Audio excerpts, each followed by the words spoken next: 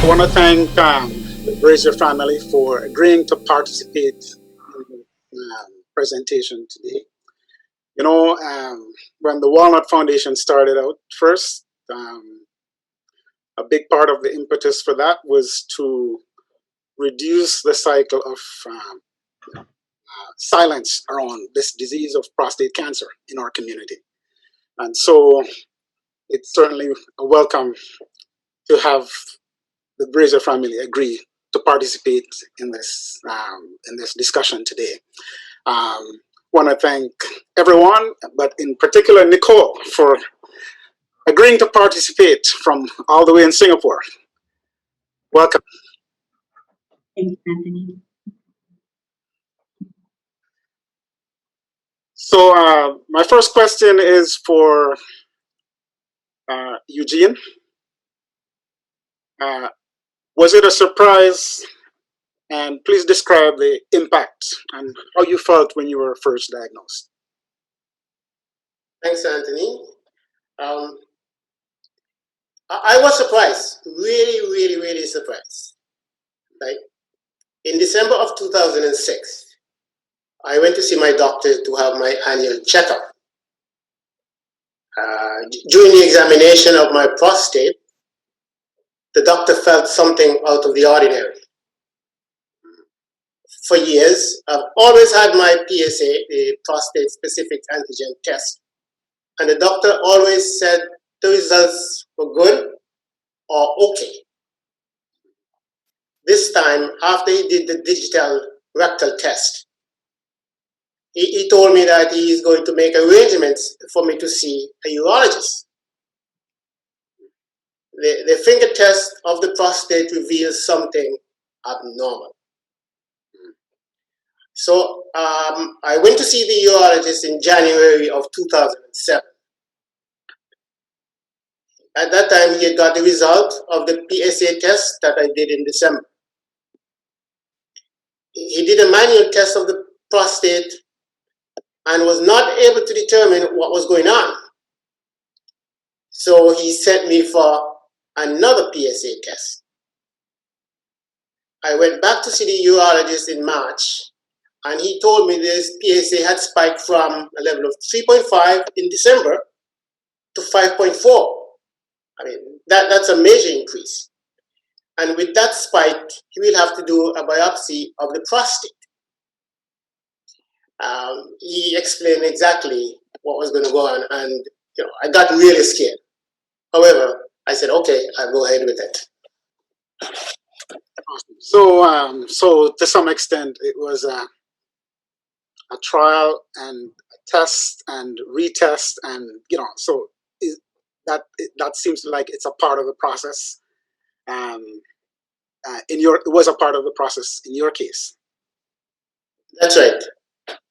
How did you involve your family in this process?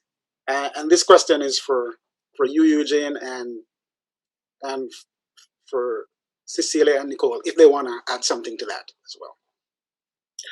Okay. I think I basically turn it over to Cecilia and Nicole and let them go up. I'll go. The urologist called at home and asked me to stick on the line. He wanted to talk to Eugene. He gave us the news, and immediately Eugene was silent. I asked a few questions, and he suggested that we come to his office to discuss the results. We immediately told our daughters, and of course, they too were very surprised and shocked. Interesting. And this next question is for Eugene and Nicole, I think. So did you completely trust the doctor to make decisions, or did you also do your own research? How did you sort of deal with that process? Well, once we went to the urologist, he gave us some information, and of course, he suggested that we see a surgeon. So the surgeon gave us a lot of information, and of course we asked him a lot of questions. And Nicole, maybe Nicole should pop in here because she and Cecilia, they asked most of the questions. Okay, all right. Yeah. So I think maybe just to sort of take a step back, I think initially when we heard the news, obviously there was that initial shock, but I think one of the key sort of points to raise is the fact that we researched and we tried to get some understanding so that we could be better prepared for the situation. And so with that research, I became aware of the fact that, all of the speakers have already talked about, we were able to detect the cancer early. So I think that was a key thing. The fact that Dad went and got help from the doctor early on, that was another key thing. And then really it was about treatment options and trying to understand the different types of options available. So prostatectomy or radiation, etc. I think, what Dad is alluding to is the fact that I think for him, part of the decision was he really wanted to remove the cancer, get the cancer out. And so a lot of the discussion with the surgeon was about, understanding just his track record, essentially almost like an interview, right? So understanding what he's going to be doing, how does the procedure work, etc. So we were able to sort of weigh our treatment options, come up with a decision, and then also get information from the individual actually doing the procedure to make sure that we felt comfortable with what he was going to do. And how did you find the whole process of interacting with the doctors, the care people, in terms of your questioning and them being forthcoming with answers? I think that was a key thing for me. I think a couple things is I wanted to make sure that the questions were asked in a way that the answers were something my parents and myself, we could understand, and so we could make a more informed decision. I also was just interested in just how the doctor explained the procedure, how he went about, especially explaining after the sort of, side effects, quality of life, and giving a balanced view of that and making sure that he gave us all of the information, and then being able to challenge when maybe there was some things based off of our research that he might have not missed, but maybe we wanted to get additional clarity or more information about. So he was quite forthcoming, and I think from that perspective, I think I felt comfortable, and more importantly, Dad felt comfortable. So I think that was the key thing. Awesome. I must pop in here because you see, once I looked at the different options, I figured that the radical prostatectomy is the best. I didn't really want to have that cancer stay in me, get it out, and because it stays in, then I think I'll be wondering, is it progressing or is it going back? So I decided, with the help of my wife and my other two daughters, that I want to get it out. So let's have the operation. Okay. So for your particular situation, that worked for you. In particular, did the family help with your tolerance of side effects and the post-surgery impact on treatment? Do you want to comment on that, or? Yeah, I was pretty good. I felt that the surgery went well. In fact, the doctor, he told me that the surgery went well. And when I went to see him 2 weeks after the surgery to remove the catheter, he told me that the results from the specimen that they took came back without any cancer showing up. So it meant that everything was well, and I don't have to do any chemo. And so that was fine. I felt really good after the surgery. With the help of my daughters and my wife, and maybe she can tell you exactly some of the things that she did to help me during that period of time. Awesome. Go ahead, Cecilia. Well, for my part, I knew no matter what, I just had to be supportive and empathetic, no matter what happened. It was important for the diet to be right, regular, on time. The walks, I accompanied him to the walks every day and always reminded him to do his Kegel exercises. Okay, awesome. And can you speak to having someone there with you at the appointment?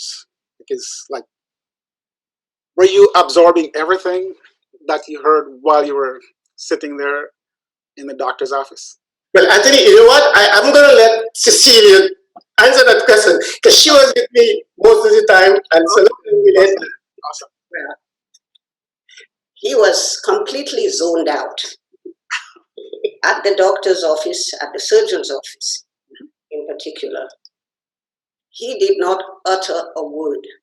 Not a word came out of his mouth. My daughter did most of the talking, and I did a bit of it. The surgeon did recommend or advise us to attend a support group in our area. But the group was not in session for the months of July and August.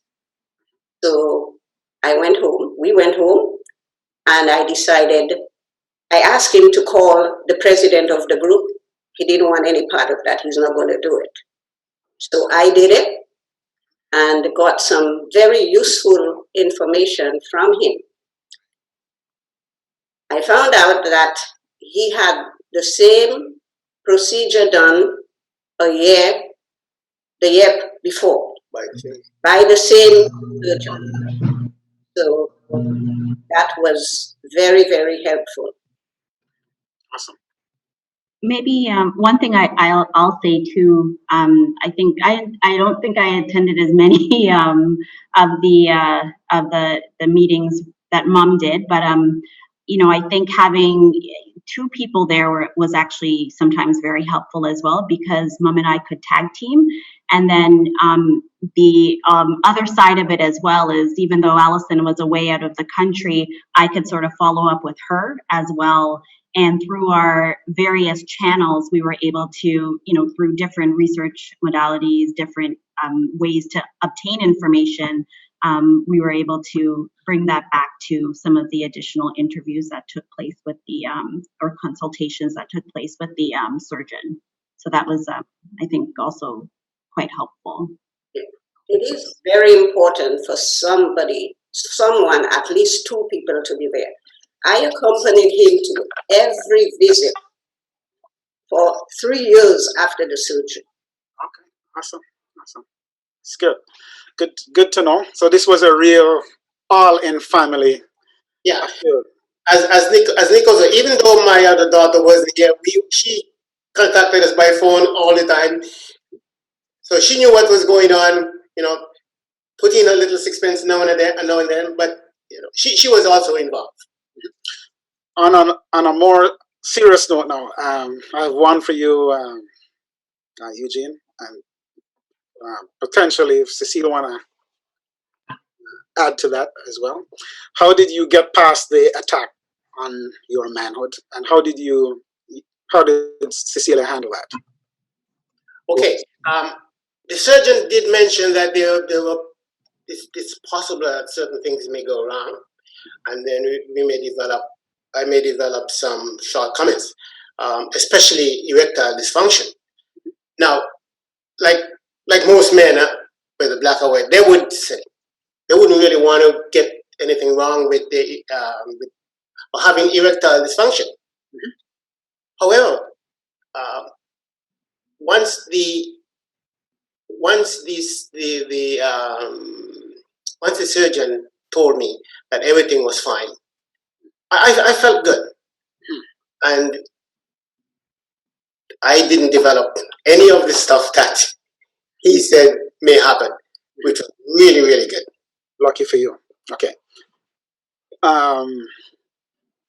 Do you have any other comments, or in terms of, what do you want to leave with the audience in terms of best practices? Okay, my advice, okay, to anyone who went through this type of experience,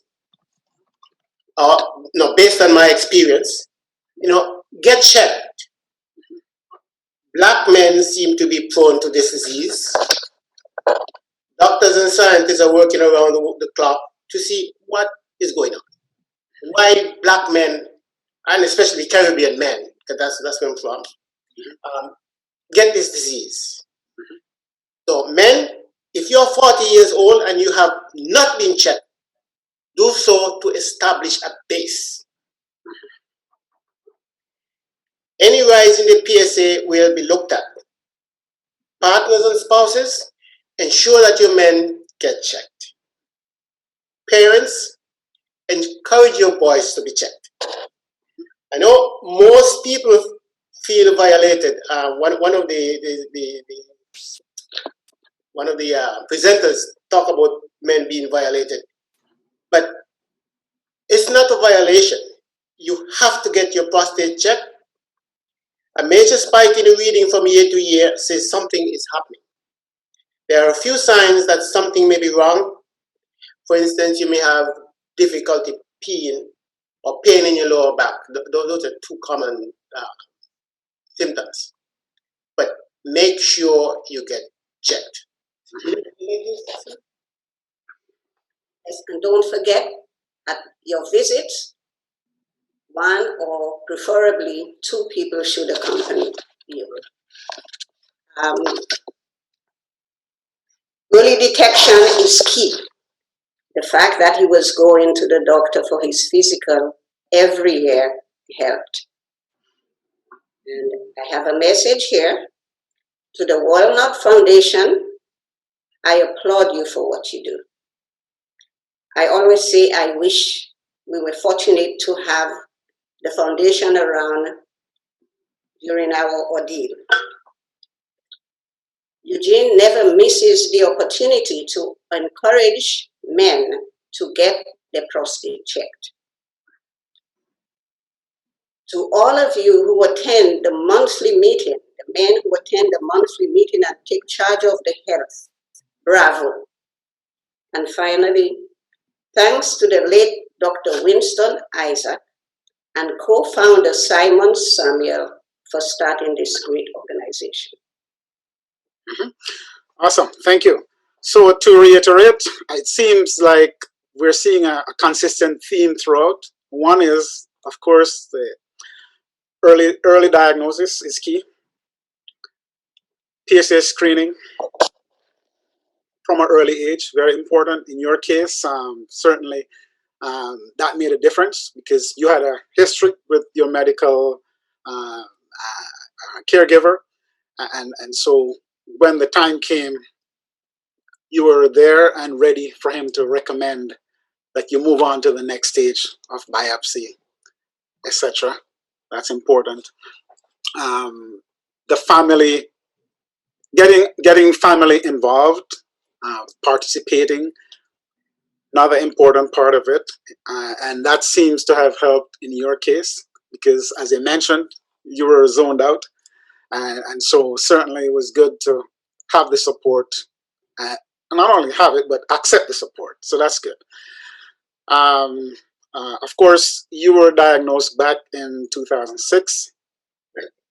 I suspect back then the overwhelming focus would have been on surgery as opposed to maybe other types of surgeries, like brachy or radiation or active surveillance or that type of thing. So certainly some of the things to keep in mind. There's also a DNA linkage, which didn't come out here and probably hasn't come out so far. But some of the panelists have spoken to genetic testing We know that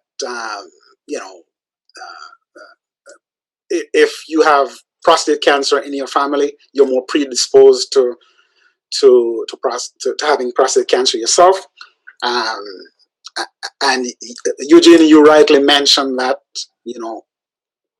that people should get checked early, and also that if you have prostate cancer, you should share that with your kids. With your kids, with other people in your family. But the other piece is we know that the BRCA1 and 2 gene, which are linked to breast cancer, but there's also apparently a link with prostate cancer. So the genetic piece is another piece to consider. Once again, I want to thank you all for participating and for sharing your story. We really appreciate that at the Walnut Foundation. And when the group started, that was the whole idea behind it, is for us to end this circle of silence and to get it out there and let it be known. So thank you for sharing, and we really appreciate that. So Anthony, there are a couple of questions for Eugene and his family. So the first one is, did Eugene undergo testing for the BRCA2 to see if his daughters might have risk factors to breast or ovarian cancer? No, that is something interesting. No, maybe that's something we should look at. Yeah, that's a good question. Nicole, what you've never heard of that, eh? No, I mean, I haven't. I mean, obviously, I get regular breast checkups and mammograms, but I haven't actually thought to have any genetic testing for the BRCA mutation. Maybe it's something to consider. But yeah, it hasn't come up yet with my physician. Yeah. But how about you, Alison? You think?